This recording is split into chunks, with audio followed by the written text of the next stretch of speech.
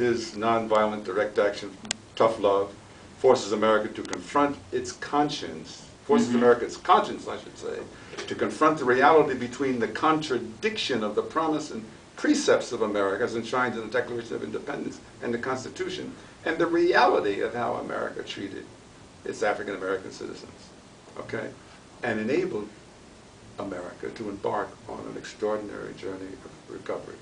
In a word, I summarize Martin King's legacy as I say to people, as I say to my students at Stanford.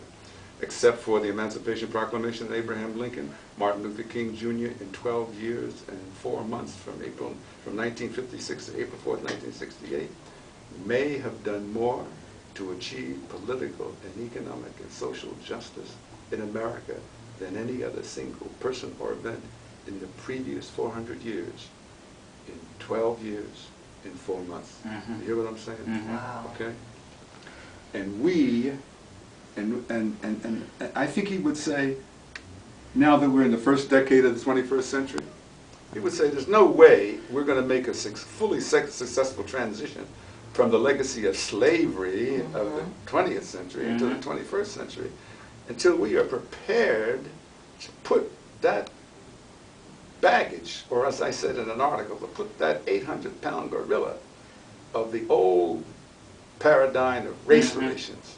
The old paradigm of race relations was really predicated on white supremacy. You understand? I understand. Put that 800-pound gorilla away and move on across the bridge to the 21st century based on a color-irrelevant multiracial society. It will not happen unless America is prepared to recognize that for much of the 20th century, for the latter part of the 20th century, and even in the first decade of this 21st century, we have suffered from what I call amnesia.